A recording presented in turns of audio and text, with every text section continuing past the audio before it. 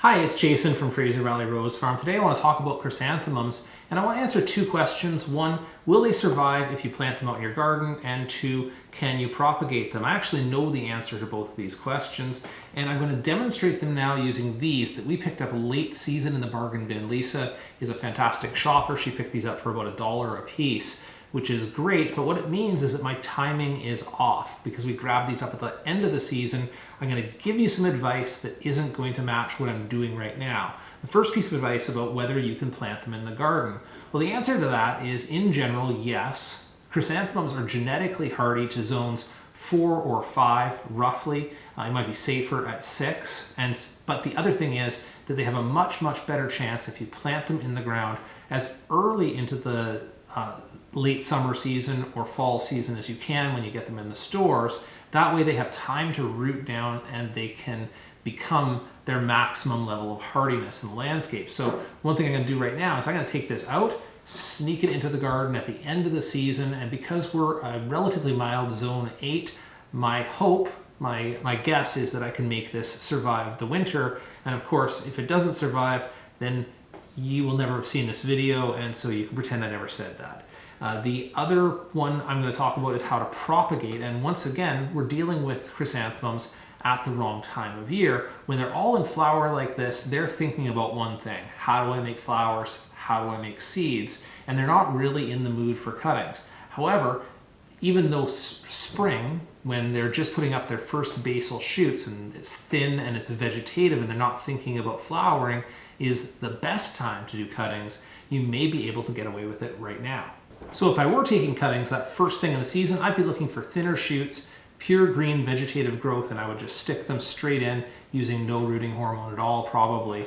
In this case, what I'm going to do is I'm going to do the same thing. I might use rooting hormone as well, and I'll be having to eliminate these flowers from the stems. Taking cuttings from big, thick flower stalks like this is not awesome, but if I can find a spot where there is a couple of nodes, I may be able to make it work. And so I'm going to stick that in rooting hormone, stick it in, and I'll give you some close-ups as I do that. Here are a couple of stems like the ones I'm looking for to try it. I've taken a cut just below a node, or a place where a leaf comes out. And so how do I get those off of the mother plant? And I'm over here, I'm just going to pull off a longer stem and show you that the ones up here where the flowers are, you can see they have all these side stalks coming out of them. So I'm going to miss all of that material. I don't think that's really the stuff to go for.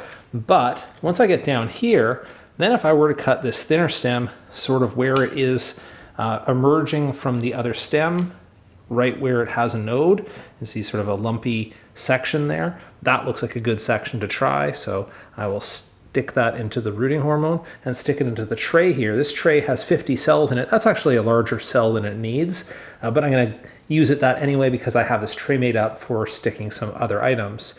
So here's a second one that I can stick in there. There's a third one. And let's see another example. You see there's a leaf right there, so that's the spot of a node, and I'll just cut it there. And see, this is very much the same method that I use for propagating roses or any of my other perennials. And that's what this is. It's just a herbaceous perennial. These are the 4 rows that I've turned out to mums. So in total I have 20 here. And then the rest of the tray I did with dianthus, and I'll put that under the humidity dome now, under the lights, and get that rooting.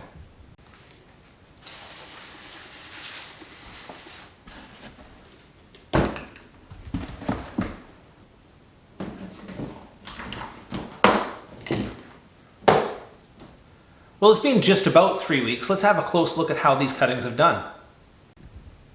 Let's pull off the humidity dome here, and you can see there is some moisture that's built up on the inside of the dome. I keep it a little bit humid to help with the rooting, or at least to stop them from wilting.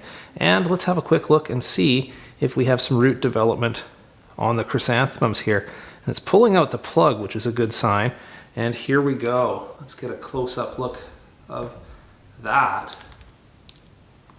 That's a lot of roots for 3 weeks, so I think I can confidently say that at room temperatures, under a little bit of supplemental light, which I'm keeping in here a few hours a day for my other plants, that chrysanthemums are having no problem throwing on some roots. Here's a second one here that has a good amount of roots across the base of the plug. I'll get you some close-ups of those as well.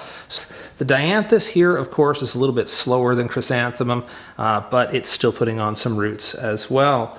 All right, thanks so much for watching today. If you have any questions, please feel free to drop those into the comments below the video. I'll see what I can do to help.